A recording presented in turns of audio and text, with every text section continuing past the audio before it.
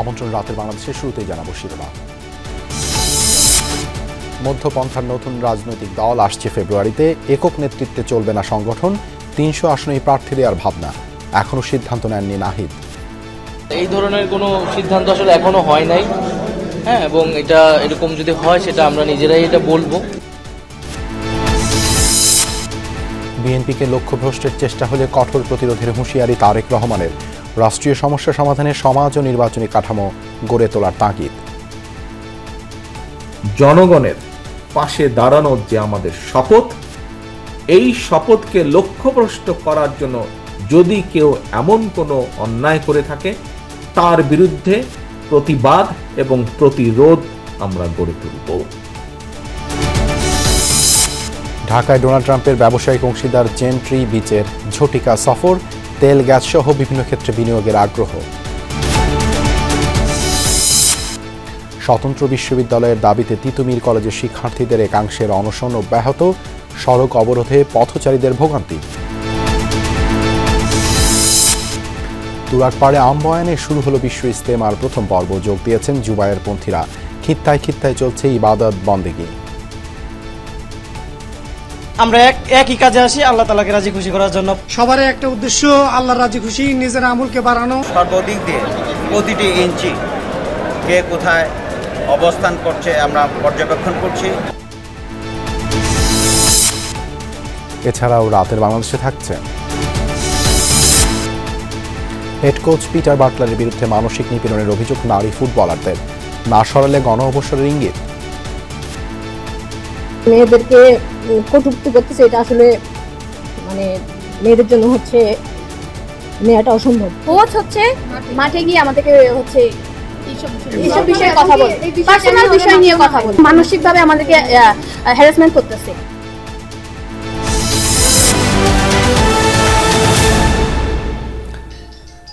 এতক্ষণ শিরোনাম দেখছিলেন, আপনাদের সঙ্গে আছি আমি দেবাশিস রঞ্জন সরকার। নানা জল্পনা কল্পনা শেষে আত্মপ্রকাশ করতে যাচ্ছে জুলাই আন্দোলনে নেতৃত্ব দেয়া শিক্ষার্থীদের রাজনৈতিক দল।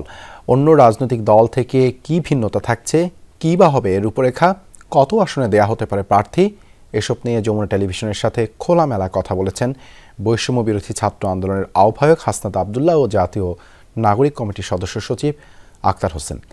লামিয়া তিথি রিপোর্ট।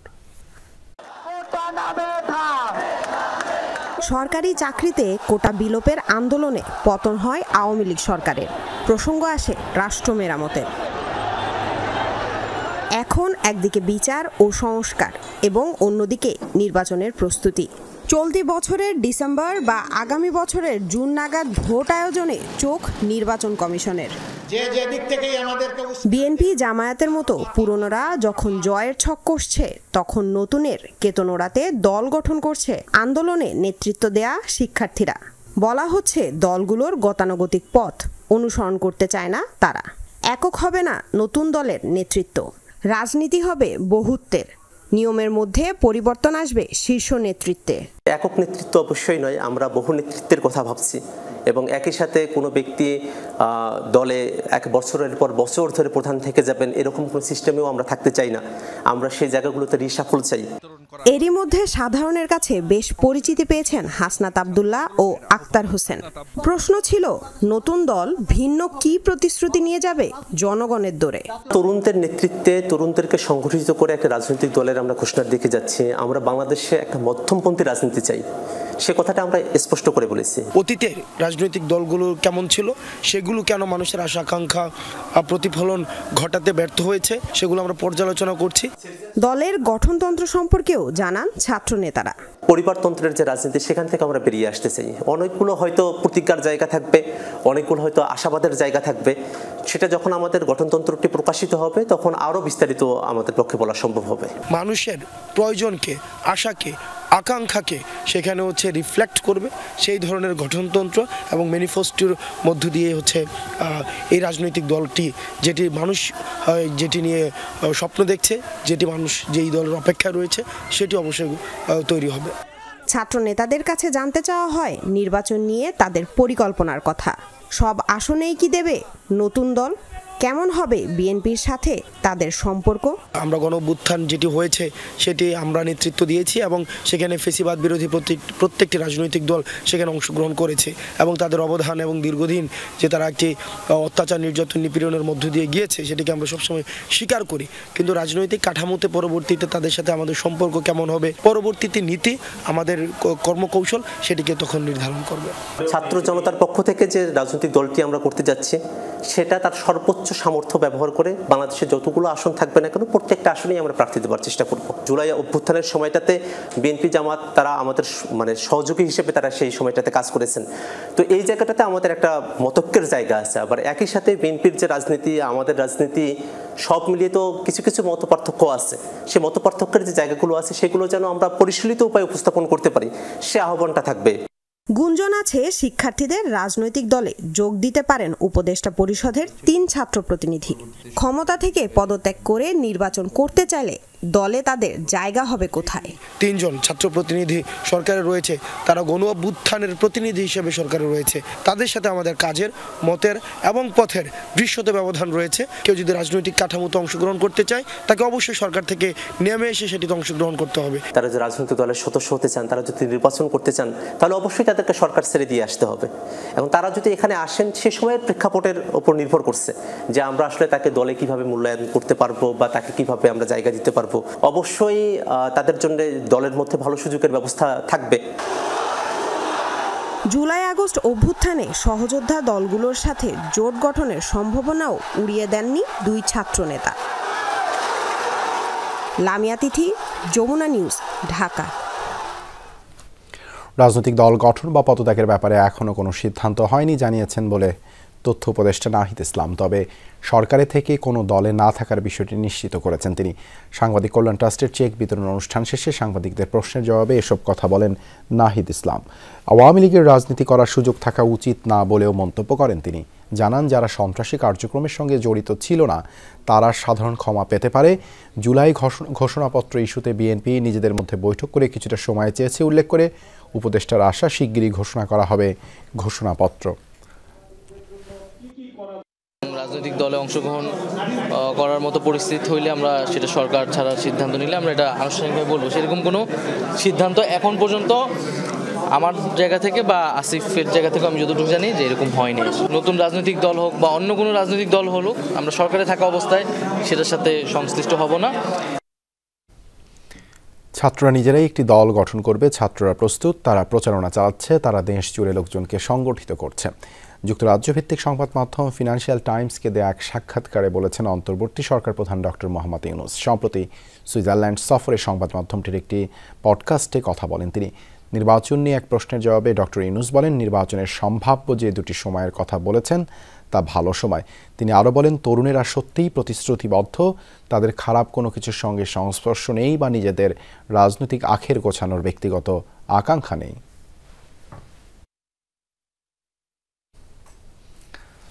সার্ক ও আসিয়ান দেশগুলোর পাশাপাশি পূর্ব পশ্চিমের সব দেশের সাথেই বন্ধুত্বপূর্ণ সম্পর্ক করতে চায় বাংলাদেশ। বাংলাদেশে নিযুক্ত নতুন জাপানি রাষ্ট্রদূত সাইদা শিনিচির সাথে বৈঠককালে এই কথা বলেন প্রধান উপদেষ্টা ডক্টর মোহাম্মদ ইউনূস। বিকেলে রাষ্ট্রীয় অতিথি ভবন যমুনায় প্রধান উপদেষ্টার সঙ্গে সাক্ষাৎ করেন রাষ্ট্রদূত সাইদা শিনিচি। বৈঠকে প্রধান উপদেষ্টা বলেন জাপান বাংলাদেশের অত্যন্ত গুরুত্বপূর্ণ কৌশলগত অংশীদার এবং বর্তমান সরকার এই সম্পর্ককে আরও এগিয়ে নিতে চায়। এ সময় প্রধান উপদেষ্টাকে বাংলাদেশের বাণিজ্য ও উন্নয়নে সহযোগিতা অব্যাহত রাখার প্রতিশ্রুতি দেন জাপানি রাষ্ট্রদূত। একই সাথে অন্তর্বর্তী সরকারে সংস্কার প্রচেষ্টায় সমর্থনের আশ্বাসও দেন তিনি। বলেন বাংলাদেশে ব্যবসা চালিয়ে যেতে জাপান দৃঢ় প্রতিজ্ঞ। বাংলাদেশে জাপানের ব্যবসা আরও সম্প্রসারণের কথাও বলেন সাইদা শিনিচি। সমাজ ও নির্বাচনী কাঠামো গড়ে তুলতে না পারলে রাষ্ট্রীয় কোনো সমস্যারই সমাধান হবে না। রাষ্ট্র কাঠামো সংস্কারের 31 দফা নিয়ে খুলনা বিভাগের 4 জেলায় আয়োজিত কর্মশালায় ভার্চুয়ালি যুক্ত হয়ে এমনটা বলেছেন বিএনপির ভারপ্রাপ্ত চেয়ারম্যান তারেক রহমান। আশ্বাস দেন ক্ষমতায় গেলে বাজেটের অন্তত 5% অর্থ শিক্ষা খাতে ব্যয় করার পাশাপাশি বিএনপিকে লক্ষ্যভ্রষ্ট করার চেষ্টা করলে কঠোর প্রতিরোধ করারও হুঁশিয়ারিও দেন তিনি। রাষ্ট্র কাঠামো সংস্কারের 31 দফা নিয়ে খুলনা বিভাগের 4 জেলায় বিএনপির প্রশিক্ষণ কর্মশালা। এতে যোগ দেন কুষ্টিয়া, মাগুরা, চুয়াডাঙ্গা ও মেহেরপুরের নেতাকর্মীরা। সেই বাংলাদেশ গড়ে তোলা। অনুষ্ঠানে ভার্চুয়ালি যুক্ত হন দলটির ভারপ্রাপ্ত চেয়ারম্যান তারেক রহমান। বলেন, সমাজ ও নির্বাচনী ব্যবস্থাকে গড়ে তুলতে না পারলে কোনো সমস্যার সমাধান হবে না। সংস্কার প্রসঙ্গে তিনি বলেন, গণমানুষের কাছে যাদের জবাবদিহিতা আছে তাদের সহযোগিতা ছাড়া সংস্কার সম্ভব নয়। আমরা যত যাই করি, আমরা যদি দেশে সমাজে জবাবদিহিতা, নির্বাচনী ব্যবস্থাকে যদি আমরা তৈরি করতে না পারি, কোনোভাবেই আমরা কোনো সমস্যার সমাধান করতে পারবো না। গণতন্ত্র প্রতিষ্ঠায় একটি নিরপেক্ষ ও সুষ্ঠু নির্বাচনের আশা ব্যক্ত করেন তারেক রহমান। বলেন, বিএনপিকে লক্ষ্যভ্রষ্ট করার চেষ্টা করলে কঠোর প্রতিরোধ গড়ে তোলা হবে। আমাদের এই লক্ষ্য এবং এই উদ্দেশ্যকে 31 দফার মাধ্যমে জনগণের পাশে দাঁড়ানোর যে আমাদের শপথ, এই শপথকে লক্ষ্যভ্রষ্ট করার জন্য যদি কেউ এমন কোনো অন্যায় করে থাকে, তার বিরুদ্ধে প্রতিবাদ এবং প্রতিরোধ আমরা গড়ে তুলব। ক্ষমতায় গেলে বাজেটের অন্তত 5 ভাগ অর্থ শিক্ষা খাতে ব্যয় করার প্রতিশ্রুতি দেন তারেক রহমান। নির্বাচন হতে হবে, যেখানে জনগণ ভোটার, সেখানে জনগণকে নির্দ্বিধা নির্বিঘ্নে শান্তিপূর্ণভাবে ভোটের ব্যবস্থা থাকতে হবে। হুমায়ুন রশিদ, যমুনা নিউজ। একটি ছোট্ট ঘটনা দিয়ে ব্যবসা বাণিজ্য ও বিনিয়োগ সম্ভাবনা খতিয়ে দেখতে ঝটিকা সফরে ঢাকায় যুক্তরাষ্ট্রের প্রেসিডেন্ট ডোনাল্ড ট্রাম্পের ব্যবসায়িক অংশীদার জেন্ট্রি বিচ। প্রধান উপদেষ্টা ডক্টর মোহাম্মদ ইউনূস সহ কেন্দ্রীয় ব্যাংক, বিডা ও রাজনৈতিক নেতৃবৃন্দের সাথে দেখা করে দ্বিপাক্ষিক সম্পর্কে নতুন সম্ভাবনার কথা জানিয়েছেন তিনি। বাংলাদেশের তেল, গ্যাস তথা খনিজ সম্পদ সহ বিভিন্ন খাতে আগ্রহ আছে এই মার্কিন বিলিয়নিয়ারের। সকাল 10:30টার দিকে ঢাকায় পৌঁছান জেন্ট্রি বিচ। যুক্তরাষ্ট্রের এই বিলিয়নিয়ার পারিবারিকভাবেই নতুন মার্কিন প্রেসিডেন্ট ডোনাল্ড ট্রাম্পের ঘনিষ্ঠ। তার সম্মানে মধ্যাহ্নভোজ বিনিয়োগ উন্নয়ন কর্তৃপক্ষ বিডার। সেখানে পৌঁছালে তাকে শুভেচ্ছা জানান অ্যাটর্নি জেনারেল মোহাম্মদ আসাদুজ্জামান। আসেন অন্তর্বর্তী সরকারের উপদেষ্টা মাহফুজ আলম, বিডার চেয়ারম্যান আশিক চৌধুরী ও জামায়াতে ইসলামীর নায়েবে আমির ডাক্তার সৈয়দ আবদুল্লাহ মোহাম্মদ তাহের সহ অনেকে। অবকাঠামো, জ্বালানি সহ বিভিন্ন খাতে অর্ধশতাধিক দেশে ব্যবসা আছে এই বিলিয়নিয়ারের। বলছিলেন, গত 4 বছর জো বাইডেন প্রশাসনের নীতির কারণে বিঘ্নিত হয়েছে বিশ্বব্যাপী শান্তি ও সমৃদ্ধি। ট্রাম্প দায়িত্ব নেয় সেই সংকট কেটে গেছে বলে দাবি তার। সারা বিশ্বে শান্তি ও সমৃদ্ধি নিশ্চিত করার দারুণ একটা সুযোগ পেয়েছি আমরা। ডোনাল্ড ট্রাম্প যুক্তরাষ্ট্রের দায়িত্ব নেওয়ার পর ইতিবাচক অনেক কিছুই হবে এখন। বলেন, পারস্পরিক স্বার্থ অক্ষুণ্ণ রেখে দ্বিপাক্ষিক সম্পর্ক জোরদার ও বিনিয়োগ পরিস্থিতি উন্নয়নে সহায়ক হবে দুদেশের নতুন সরকার।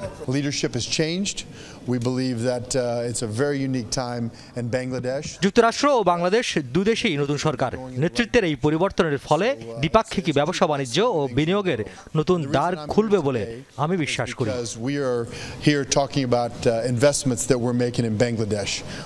জেন্ট্রি বিচের সাথে আলোচনা শেষে রাজনীতিকরাও শোনান আশার কথা। বলেন, ট্রাম্প দায়িত্ব নিলে সম্পর্কে নেতিবাচক প্রভাবের যে আশঙ্কা ছিল তা পুরোপুরি সত্য নয়। আমি মনে করি কোনো নেগেটিভ প্রভাব হবে না। আর আজকে যিনি লিড করছেন উনি বলেছেন he is very close to the Donald Trump family এবং ডোনাল্ড ট্রাম্পের ছেলের সাথে উনি ব্যবসা করেন। তো এটা তো একটা পজিটিভ ইন্ডিকেশন বাংলাদেশের জন্য। আমি মনে করি সম্পর্ক উন্নতি হবে গ্র্যাজুয়ালি। তারা মিনারেলস, এনার্জি ইত্যাদি বিষয়ে তারা কাজ করছে এবং পৃথিবীর 44টা দেশে কাজ করে বলে আমাদেরকে বলেছে। প্রধান উপদেষ্টা ডক্টর মোহাম্মদ ইউনূস ছাড়াও তার পররাষ্ট্র বিষয়ক বিশেষ দূত Lutfey Siddiqi, Bangladesh bank governor doctor Ahsan H মনসুরের সাথে বৈঠক সেরেছেন জেন্ট্রি বিচ। ঢাকায় 10 ঘন্টার ব্যস্ততম কর্মসূচি শেষে রাতেই ঢাকা ছাড়েন এই বিলিয়নিয়ার। মাহফুজ মিশু, যমুনা নিউজ, ঢাকা। তিতুমির কলেজের আন্দোলনে অনশন ভাঙাতে এসে এক প্রকার অবরুদ্ধ যুগ্ম সচিব। এ বিষয়ে জানাতে মহাখালী থেকে যোগ দিচ্ছেন সহকর্মী রিয়াজ রাহান। রিয়াজ, আন্দোলনে অনশন ভাঙাতে এসে তো এক প্রকার অবরুদ্ধ হয়ে রয়েছেন যুগ্ম সচিব, সেখানকার সবশেষ খবর জানাবেন আমাদের। দেবাশিস, কোনো সমাধান হয়নি। সেই সকাল থেকে যে আন্দোলন চলছে সেটি এখনও চলমান রয়েছে এবং একজন প্রতিনিধি এসেছিলেন যোগ্য সচিব পদমর্যাদার, তিনি এসে বোঝানোর চেষ্টা করেছেন যে তিতুমির কলেজের শিক্ষার্থীদের যে দাবি, এক দফা দাবি যে বিশ্ববিদ্যালয়কে বিশ্ববিদ্যালয়ে রূপান্তর করার, সেটি আসলে কীভাবে করা যায় সে বিষয়ে সরকারের সাথে আলোচনার জন্য তিনি আহ্বান জানিয়েছেন। কিন্তু শিক্ষার্থীদের দাবি একটাই, সেটি হচ্ছে এখানে উপদেষ্টা, শিক্ষা উপদেষ্টা বা সরকারের যে কোনো একজন উপদেষ্টা এসে ঘোষণা যতক্ষণ পর্যন্ত না দিবেন বিশ্ববিদ্যালয় রূপান্তরের জন্য, সেই ততক্ষণ পর্যন্ত তারা এই আন্দোলন চালিয়ে যাবেন। এবং আপাতত যেহেতু বিশ্ববিদ্যালয় সেই তিতুমির কলেজের সামনের রাস্তাটি বন্ধ করে, দুপাশটি বন্ধ করে তারা আন্দোলন করছেন এবং এখান থেকে ঘোষণা দিচ্ছেন যদি আজকের মধ্যে এটি কোনো সমাধান না হয় তাহলে তারা রাতে অথবা আগামীকাল থেকে মহাখালী যে মোড়টি রয়েছে সেই মোড়টা অবরোধ করে তারা তাদের যে দাবি সেই দাবির সমর্থনে আন্দোলন চালিয়ে যাবেন। তবে শিক্ষার্থীরা বলছেন যে এর আগে যেহেতু এই কলেজকে বিশ্ববিদ্যালয় রূপান্তর নিয়ে অনেক আন্দোলনগুলো হয়েছিল, তখন আন্দোলনের সময় সরকারের পক্ষ থেকে নানাভাবে তাদেরকে বলা হয়েছিল বা আশ্বাস দেওয়া হয়েছিল এটি বিবেচনার বিষয়ে, যেহেতু তখন থেকে এখন পর্যন্ত কোনো ধরনের সমাধান হয়নি বা তাদের যে দাবি সেই দাবি পূরণের কোনো ধরনের আশ্বাস তারা পাননি, সেই অর্থে সেই কারণে তাদের আজকে যে এখন যে চলমান আন্দোলন সেটি আরও কঠোর করার ঘোষণা দিচ্ছেন শিক্ষার্থীরা। দেবাশিস। ধন্যবাদ রিয়াজ যুক্ত হবার জন্য। মাগরিবের আম বয়ানের মধ্যে দিয়ে শুরু হয়েছে বিশ্ব ইজতেমার আনুষ্ঠানিকতা। টঙ্গীর তুরাগ তীরে জড়ো হচ্ছেন জুবায়েরপন্থীরা, অবস্থান নিয়েছেন নিজ নিজ খিত্তায়। সেখানে আছেন সহকর্মী হাসিবুল করিম বিজয়। সরাসরি যাচ্ছে সেখানে। বিজয়, ইজতেমার এখনকার আনুষ্ঠানিকতা সম্পর্কে জানাবেন।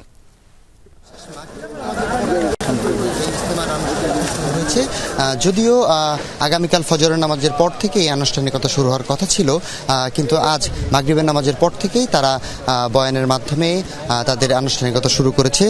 এই মুহূর্তে আমি রয়েছি ইজতেমার মাঠের ভেতরে। আপনারা দেখতেই পাচ্ছেন যে এই মুহূর্তে তারা তাদের সার্বিক কাজ শেষ করে, বয়ান শোনা শেষ করে তারা এখন বিশ্রামের জন্য এসেছে। এবং আমি যদি একটু আপনাদের জানিয়ে রাখতে চাই, আজকে মাগরিবের পর কিন্তু আসলে বয়ান করেছে ভারতের বক্তা মাওলানা ইব্রাহিম দেওয়াল সাহেব এবং সেটা তর্জমা করেছে জুবায়ের সাহেব। তো টঙ্গী এই বিশ্ব ইজতেমা কিন্তু এই প্রথমবার, তৃতীয়বারের মতো তিনটি ধাপে আসলে অনুষ্ঠিত হচ্ছে। প্রথম ধাপের দুই ধাপে কিন্তু জুবায়েরপন্থী যারা রয়েছে তারা আসলে ইজতেমায় অংশগ্রহণ করবে এবং তৃতীয় ধাপের যে ইজতেমাটি রয়েছে সেটিতে কিন্তু অংশগ্রহণ করবে যারা সাতপন্থী রয়েছে তারা। এবং প্রথম ধাপের যে ইজতেমা তা 2 ফেব্রুয়ারির মধ্যে মোনাজাতের মাধ্যমে শেষ করা হবে এবং দ্বিতীয় ধাপের ইজতেমা শুরু হবে 3 ফেব্রুয়ারি থেকে 6 ফেব্রুয়ারির মাধ্যমে মোনাজাতের মাধ্যমে কিন্তু এই ইজতেমার আনুষ্ঠানিকতা আসলে শেষ করা হবে।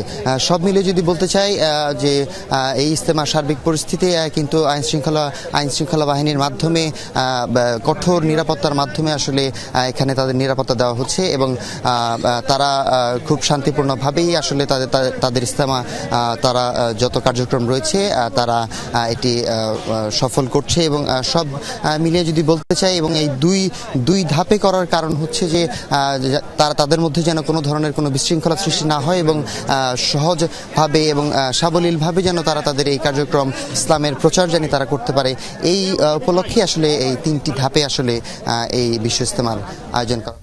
বিশ্ব ইজতেমা প্রাঙ্গণ থেকে যুক্ত হয়েছিলেন আমাদের সহকর্মী হাসিবুল করিম বিজয়। শুধুমাত্র জনসংখ্যার ভিত্তিতে সংসদীয় আসন বিন্যাস করলে দেশের বাস্তব চিত্র ফুটে উঠবে না, তাই ভৌগোলিক পরিস্থিতি, জনসংখ্যা এবং ভোটার সংখ্যার অনুপাতে সংসদীয় আসন বিন্যাসের পরিকল্পনা হচ্ছে বলে জানিয়েছেন নির্বাচন কমিশনার আবুল ফজল মোহাম্মদ সানাউল্লাহ। পাসপোর্ট এবং জন্ম নিবন্ধনের কাগজ জমা দিয়েই যাতে প্রবাসীরা ভোট দিতে পারে সেই সিদ্ধান্ত হয়েছে বলেও জানিয়েছেন তিনি। নির্বাচন সংক্রান্ত বিভিন্ন বিষয় নিয়ে পর্যালোচনা করতে ইসি কার্যালয়ে বৈঠক। এতে যোগ দেন প্রধান নির্বাচন কমিশনার সহ সকল কমিশনার এবং নির্বাচন সংশ্লিষ্ট বিভিন্ন বিভাগের কর্মকর্তারা। সংসদীয় আসন, ভোটার তালিকা হালনাগাদ, প্রবাসীদের ভোট সংক্রান্ত বিভিন্ন বিষয় উঠে আসে বৈঠকে। 2 ঘন্টারও বেশি সময় ধরে চলা বৈঠক শেষে নির্বাচন কমিশনার আবুল ফজল মোহাম্মদ সানাউল্লাহ বলেন, জাতীয় নির্বাচনের আগেই 3টি বিষয়কে বিবেচনায় নিয়ে আসন বিন্যাস করতে চায় কমিশন। আমরা বলতে চাচ্ছি, জনসংখ্যা ভিত্তিক করলে বাংলাদেশের বাস্তবতা ধারণ করা যাচ্ছে না, কারণ বাংলাদেশের মানুষ শহরমুখী তাহলে তো কনস্টিটিউয়েন্সিগুলো বাংলা এখন আমাদের যত আপনার আবেদন এসছে পুরনো কনস্টিটিউয়েন্সি ফেরত চাচ্ছে, একটা বিগ নাম্বার পুরনো কনস্টিটিউয়েন্সি ফেরত চাচ্ছে। তাহলে আমাদেরকে যেটা করতে হবে, আমাদের জিওগ্রাফিও দেখতে হবে, আমাদের ডেমোগ্রাফিও দেখতে হবে, আমাদের অ্যাডমিনিস্ট্রেটিভ বাউন্ডারিও দেখতে হবে। আমরা এই তিনটি বিষয়কে সন্নিবেশ করেই এই প্রভিশনটা করার জন্য সাজেস্ট করছি। নির্বাচন কমিশনার বলেন, প্রবাসীদের ভোট প্রদানের সুযোগ দিতে কাজ করছে সরকার, তবে এটি কোন পন্থায় হবে তা এখনো চূড়ান্ত হয়নি। তিনটি সম্ভাব্য পদ্ধতি আমাদের সামনে আছে। একটি বর্তমানে যেটা আছে পোস্টাল ব্যালট, যেটা খুব একটা কার্যকরী নয়। দ্বিতীয় প্রক্সি ভোটিং, প্রক্সি ভোটিংয়ের বিধান বিভিন্ন দেশে আছে, এটা হচ্ছে আমাদের দ্বিতীয় অপশন। আর থার্ড অপশন হচ্ছে ডিজিটাল বা অনলাইনে ভোট দেওয়ার ব্যবস্থা। আমরা অনেক ধরনের ডকুমেন্ট চেয়ে থাকি, তবে আপাতত আমরা যেটা ভাবছি যে পাসপোর্ট এবং জন্ম নিবন্ধনের উপর মূলত ভিত্তি করে বাকিগুলোকে ঐচ্ছিক হিসাবে রেখে করা যায় কিনা সেটা নিয়ে আমরা ভাবছি। এর আগে ইউরোপীয় ইউনিয়ন দূতাবাসে সফররত 2 গণতন্ত্র বিশেষজ্ঞ সাক্ষাৎ করেন নির্বাচন কমিশন কর্মকর্তাদের সাথে। জাতীয় নির্বাচনে কারিগরি সহায়তার বিষয়ে আলোচনা হয় এই বৈঠকে। Strongly interested in having credible elections. Bhaskar Bhaduri, Jamuna News, Dhaka.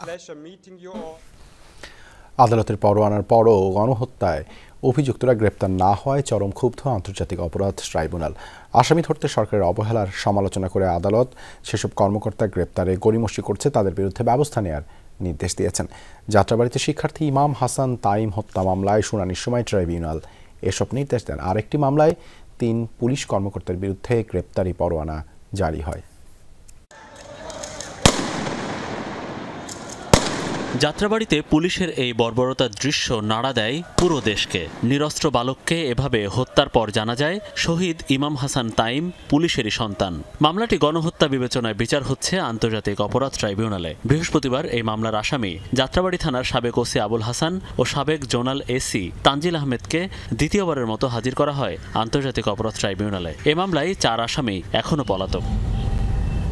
শুনানির সময় আদালত প্রথমে জিজ্ঞেস করেন 6 আসামির মধ্যে বাকি 4 জন কোথায়। এ সময় পরোয়ানাভুক্ত আসামি গ্রেফতারে গাফিলতির অভিযোগ আনেন একজন প্রসিকিউটর। তখনই ক্ষোভ প্রকাশ করেন বিচারপতিবৃন্দ। রাষ্ট্রপক্ষ ও সরকারকে উদ্দেশ্য করে আদালত বলেন, আইজিপি ডিএমপি কমিশনার যারই গাফিলতি পাওয়া যাবে তার বিরুদ্ধে ব্যবস্থা নিতে হবে। আদালত বলেন, এত মানুষকে হত্যা করা হলো, গণহত্যার বিচারে ট্রাইব্যুনাল গঠন করা হলো, আর সরকার আসামি গ্রেফতার করবে না। এই তামাশা দেখতে বিচারপতিরা বসেননি বলেও মন্তব্য করেন ট্রাইব্যুনাল চেয়ারম্যান। অপরাধ ট্রাইব্যুনালের তদন্ত সংস্থাকেও আরও সক্রিয় হবার পরামর্শ দেন আদালত। ওয়ারেন্টভুক্ত আসামিদের নিয়ে ট্রাইব্যুনাল ও প্রসিকিউশন অসন্তুষ্ট হলেও গণমাধ্যমের সামনে এসে এড়িয়ে যান প্রসিকিউটররা। ইনভেস্টিগেশন এর বিষয়ে বা ওয়ারেন্টের বিষয়ে ট্রাইব্যুনাল এবং প্রসিকিউশনে যে কথাবার্তাগুলো হচ্ছে এগুলা ওপেনলি বলার প্রয়োজনীয়তা আছে বলে আমি মনে করি না, এটা বলতে চাচ্ছি। তবে এটা ঠিক যে এক্সিকিউশনটা কার্যকর হয় নাই, সেটা যেন হয় দ্রুত, সেই ব্যবস্থা নিতে উনি অনুরোধ আমাদেরকে বলেছেন। এদিকে জুলাই গণহত্যার অপরাধ তদন্তে তল্লাশি, জব্দ এবং এসব প্রমাণাদি পরীক্ষার জন্য প্রসিকিউশনের 2টি আবেদন মঞ্জুর করেছেন ট্রাইব্যুনাল। সেই সাথে রাজধানীর আরও একটি মামলায় 3 পুলিশ কর্মকর্তার বিরুদ্ধে গ্রেফতারি পরোয়ানা জারি করা হয়। যাত্রাবাড়ির সাবেক 2 কর্মকর্তাকে কারাগারে পাঠিয়ে 2 মাসের মধ্যে আদালতে তদন্ত প্রতিবেদন জমার জন্য নির্দেশ দিয়েছেন আদালত। তদন্তের ক্ষেত্রে কোনো ডকুমেন্ট বা কোনো থিংস যেন সিজ এবং সার্চ করতে পারে আমাদের ইনভেস্টিগেশন অফিসার, এবং যদি কোনো মামলার সাথে সংশ্লিষ্ট কোনো বস্তু সিজ বা সার্চ করে পেয়ে যায় সেটা যেন এক্সামিন করতে পারে ফ্রম দি প্রপার অথরিটি। সেই 2টি অ্যাপ্লিকেশন করেছিলাম, 2টি অ্যাপ্লিকেশনই মঞ্জুর হয়েছে। আন্তর্জাতিক অপরাধ ট্রাইব্যুনাল এ পর্যন্ত 109 জনের বিরুদ্ধে গ্রেফতারি পরোয়ানা জারি করেছে। তার মধ্যে গ্রেফতার হয়েছে 35 জন। মনিরুল ইসলাম, যমুনা নিউজ, ঢাকা। বৈষম্য বিরোধী ছাত্র আন্দোলনের হত্যা মামলায় সাবেক সমাজ কল্যাণমন্ত্রী নুরুজ্জামান আহমেদকে রংপুর মহানগরী থেকে গ্রেপ্তার করেছে পুলিশ। রাত 8:30টায় মহানগরীর সেন্ট্রাল রোডের পোস্ট অফিসের গলিতে ধরা পড়েন তিনি। পুলিশ জানায়, গোপন সংবাদের ভিত্তিতে জানতে পারেন এক আত্মীয়ের বাসায় আশ্রয় নিয়েছিলেন সাবেক মন্ত্রী নুরুজ্জামান। গ্রেপ্তারের পর তাকে কোতোয়ালি থানায় নেওয়া হয়েছে। পুলিশ আরও জানায়, 4 আগস্ট রংপুরের বৈষম্য বিরোধী আন্দোলনে মাহমুদুল হাসান মুন্না নামের এক পথচারীকে হত্যা এবং ঢাকার যাত্রাবাড়ি থানায় 2টি হত্যা মামলায় গ্রেপ্তার দেখানো হয়েছে তাকে। এছাড়া আন্দোলনে মামলা ও হত্যা চেষ্টা সহ একাধিক মামলার আসামি সাবেক মন্ত্রী নুরুজ্জামান আহমেদ।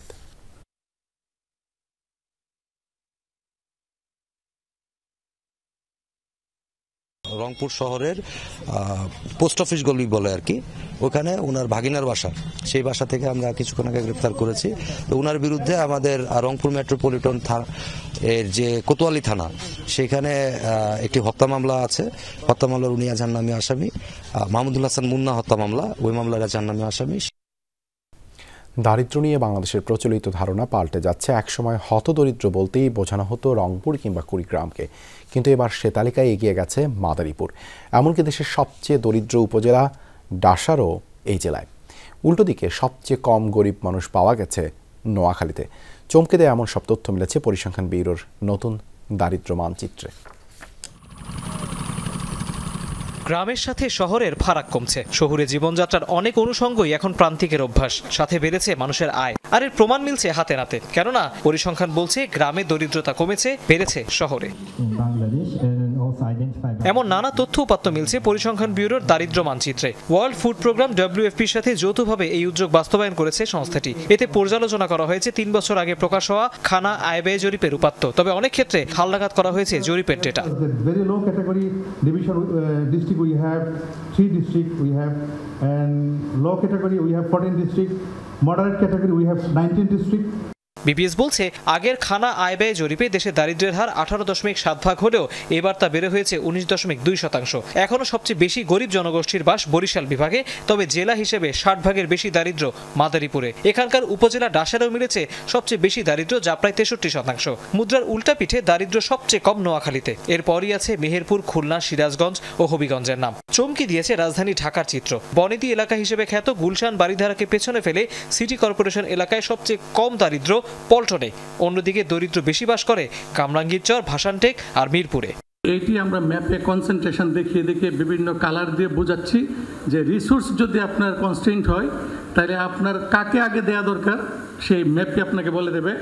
র্যাঙ্কিং ততটা শক্তিশালী না, যেহেতু এটা মডেল, এটাতে standard error, margin of error, বিভিন্ন ধরনের স্ট্যাটিস্টিক্যাল বিষয় থাকবে। সেই স্ট্যাটিস্টিক্যাল বিষয়ের সাথে আমরা আবার কম্প্রোমাইজ করতে পারবো না। দৈনিক আয় $2.15 কম এমন জনগোষ্ঠীকে দরিদ্র হিসেবে বিবেচনা করেছে বাংলাদেশ পরিসংখ্যান ব্যুরো BBS। তৌহিদ হোসেন, যমুনা নিউজ, ঢাকা। 2 জেলায় সড়ক দুর্ঘটনায় 6 জন নিহত হয়েছেন। এর মধ্যে জামালপুর টাঙ্গাইল মহাসড়কে ট্রাকের ধাক্কায় সিএনজিতে থাকা 5 জন নিহত হয়েছেন। সন্ধ্যা 7টার দিকে সরিষাবাড়ি উপজেলার দিকপাইতে এই ঘটনা ঘটে। পুলিশ জানায় টাঙ্গাইল থেকে ছেড়ে আসা একটি সিএনজি জামালপুরের দিকে যাচ্ছিল। এ সময় উল্টো দিক থেকে আসা একটি ট্রাক সিএনজিটিকে ধাক্কা দেয়। ঘটনাস্থলে মারা যান সিএনজি চালক সহ 4 জন যাত্রী। পরে স্থানীয়রা উদ্ধার করে বাকি 2 জনকে হাসপাতালে নিলে সেখানে একজনের মৃত্যু হয়। ঘাতক ট্রাকটিকে জব্দ করা যায়নি। এদিকে গোপালগঞ্জে ট্রাকের ধাক্কায় এক মোটরসাইকেল চালক নিহত হয়েছেন। আহত হয়েছেন আরও 2 জন। আমরা সবাই একসাথে দৌড়ে আসলাম, আসে এখানে যাই দেখলাম যে ট্রাক চলে গেছে। টাকা আমরা ওইখানে এসে পাই নাই, যেটাতে অ্যাক্সিডেন্ট হয়েছে ওইটা আমরা পাইনি। যে সিএনজিটা আসলে ওইটারে ওইখানে সাইড করার পরে ওই লাশগুলার ওইখানে একত্র করা হলো। 4টা লাশ পরে মৃত আর একটা একটু জীবিত ছিল। ওটার পরে আমি এসে ওটার দুবাই হাসপাতালে পাঠাইছি। পরে উনি ওটা মারা গেছে। সংবাদ পাওয়ার সাথে সাথে আমরা টিম নিয়ে চলে আসি। ঘটনাস্থলে এসে দেখি 4 জন ডেড বডি, একজনের অবস্থা গুরুতর। তখন রাস্তায় একজন ডেড বডি আমরা বুঝিয়ে দিয়েছি মারা যাওয়ার পরে, আর 4 জনকে এখন ওসি সেবা গেছে সরাসরি বুঝিয়ে দিয়েছি। মুন্সিগঞ্জের নদীতে বালু উত্তোলনকে কেন্দ্র করে এক পক্ষের হামলায় অপর পক্ষের 2 জন গুলিবিদ্ধ হয়ে নিহত হয়েছেন। বৃহস্পতিবার সন্ধ্যায় কালীর চর সংলগ্ন মেঘনা নদীতে এই ঘটনা ঘটে। পুলিশ জানায় মেঘনার নৌপথে নিয়ন্ত্রণ ও বালু উত্তোলন নিয়ে বালু ব্যবসায়ী কিবরিয়া ও জহিরের মধ্যে দ্বন্দ্ব চলছিল। বৃহস্পতিবার সন্ধ্যায় নদীতে জহিরের লোকজন গেলে কিবরিয়ার লোকজন স্পিড বোটে এসে তাদের উপর হামলা করে ও গুলি চালায়। এ সময় গুলিবিদ্ধ হয় 3 জন। পরে তাদের উদ্ধার করে হাসপাতালে নেওয়া হলে চিকিৎসক রিফাত এবং রাসেলকে মৃত ঘোষণা করে। এই ঘটনায় মামলা প্রক্রিয়াধীন রয়েছে। লালমনিরহাটের দহগ্রাম সীমান্তে শূন্য রেখার সেই কাঁটাতারে এবার বাঁশের খুঁটি লাগানোর চেষ্টা করল BSF। এতে বাধা দিয়েছে বিজিবি। এরই মধ্যে এই সংক্রান্ত একটি ভিডিও সামাজিক যোগাযোগ মাধ্যমে ভাইরাল হয়েছে। তাতে দেখা গেছে দহগ্রাম সীমান্তে শূন্য রেখায় লাগানো সেই কাঁটাতারের বেড়া বাঁশের খুঁটি বাঁধছে ভারতীয়রা। বিএসএফের প্রহরায় চলছে সব তাৎক্ষণিক প্রতিবাদ জানায় বিজিবি। এর আগে গত 10 জানুয়ারি 1.5 কিলোমিটার অংশ জুড়ে 4 ফিট উচ্চতার কাঁটাতারের বেড়া নির্মাণ করেছিল ভারত। এতে বিজিবি বাধা দিলে উত্তেজনা দেখা দেয়, পরে কাজ না করার সিদ্ধান্ত হয়। এক সপ্তাহ না যেতে সেই কাঁটাতারের বেড়ায় অসংখ্য কাঁচের বোতল ঝুলিয়ে দেয় বিএসএফ। ৩-৪ দিন আগে আবারও সেখানে এই কাণ্ড ঘটানো হয় বলে জানিয়েছে পাটগ্রামের পানবাড়ি বিজিবি ক্যাম্পের সুবেদার মোহাম্মদ জামিল। বাফুতেতে নারী ফুটবলারদের বিদ্রোহ অব্যাহত রয়েছে। টানা তৃতীয় দিনের মতো হেড কোচ পিটার বাটলারের অধীনে ফিটনেস ট্রেনিংয়ে অংশ নেয়নি সাবিনা কৃষ্ণারা। কোচের বিরুদ্ধে মানসিক নিপীড়নের অভিযোগ তোলেন তারা। পিটার বাটলারকে না সরালে গণ অবসরের ইঙ্গিত তাদের। কারণ সম্পর্কে স্পষ্ট কিছু না জানালেও 12 ফুটবলারের জিম সেশনে অংশ নেয়াকে ইতিবাচক বলছেন কোচ পিটার বাটলার। দীর্ঘদিন ধরে কোচ ইস্যুতে আবহাওয়া গরম থাকলেও এদিন গণমাধ্যমের মুখোমুখি হয় দুইবারে নারী সাফ জয়ীরা। নিজেদের কথা বলতে এসে আবেগ ধরে রাখতে পারেননি অধিনায়ক সাবিনা খাতুন। দেশের মানুষ যেভাবে হচ্ছে মেয়েদেরকে কটূক্তি করতেছে, এটা আসলে মানে মেয়েদের জন্য হচ্ছে নেওয়াটা অসম্ভব। দলে অযাচিত হস্তক্ষেপ সহ একাধিক অভিযোগ আনা হয় কোচ পিটার বাটলারের উপর। দেশের মানুষ হচ্ছে সবার আগে, তাদের প্রায়োরিটি আগে। তো তারা যদি মনে করে যে আসলে আমরা সিন্ডিকেট করছি, আমরা দেশের ফুটবলটাকে নষ্ট করছি, আমরা হচ্ছে দেশের মানুষের জন্য তারা যেটা চায় আমরা সেই অবসানে যেতে রাজি আছি এবং আমরা সেটাই করব। বাফুফের কিছু কর্তা কোচের কান ভারী করেন বলে অভিযোগ সবশেষ সাফের সেরা খেলোয়াড় ঋতুপর্ণা চাকমার। মাঠ ও মাঠের বাইরে মানসিক নির্যাতনের শিকার হয়েছেন বলে দাবি তার। কোচ হচ্ছে মাঠে গিয়ে আমাদেরকে হচ্ছে এইসব বিষয়ে কথা বলে, পার্সোনাল বিষয় নিয়ে কথা বলে। এখানে তো আমাদের হচ্ছে মানসিকভাবে আমাদেরকে হ্যারাসমেন্ট করতেছে। বাটলারের সাথে নারী ফুটবলারদের সাথে সমস্যার সূত্রপাত নেপালের নারী সাফ চ্যাম্পিয়নশিপ থেকে। এরপর তা খতিয়ে না দেখে উল্টো নতুন করে এই ইংলিশের সাথে চুক্তি নবায়নে হতাশ ফুটবলাররা।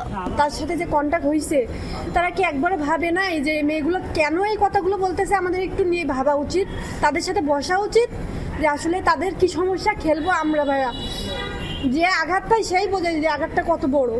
এদিকে নারী ফুটবলারদের অনুশীলনে যোগ না দেওয়ার বিষয়ে অবগত নন বলে জানান হেড কোচ পিটার বাটলার। সত্যি বলতে আমার কোনো ধারণা নেই সিনিয়ররা কেন আসেনি তা আমি বলতে পারবো না। 12 জন এসেছে, এটা খুব ইতিবাচক দিক। আমি পেশাদার কোচ, পেশাদার অবস্থানে আছি।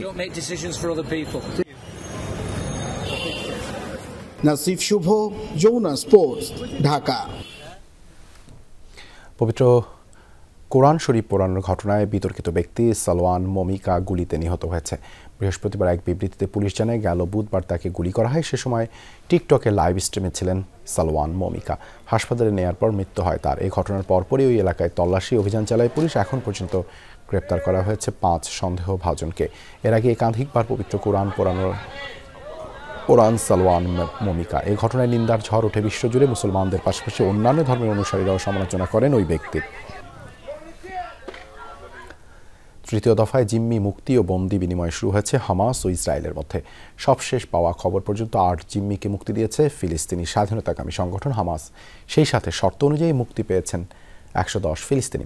আন্তর্জাতিক সংস্থা রেডক্রসের কাছে ইসরায়েলি জিম্মিদের হস্তান্তর করেছে হামাস। ইয়াহিয়া সিনওয়ারের বিধ্বস্ত বাড়ির সামনে হস্তান্তর করা হয় তাদের, যাদের মধ্যে 5 জন থাইল্যান্ডের নাগরিক ও 3 জন ইসরায়েলি নারী। বিনিময়ে ইসরায়েলি কারাগার থেকে মুক্তি পেয়েছেন 110 ফিলিস্তিনি। এর মধ্যে 30 জনই শিশু। জিম্মি মুক্তির আনন্দে ইসরায়েলে উল্লাস হলেও ফিলিস্তিনিদের মুক্তিতে পশ্চিম তীরে কোনো উল্লাস করা যাবে না বলে সতর্ক করেছে ইসরায়েলি প্রশাসন।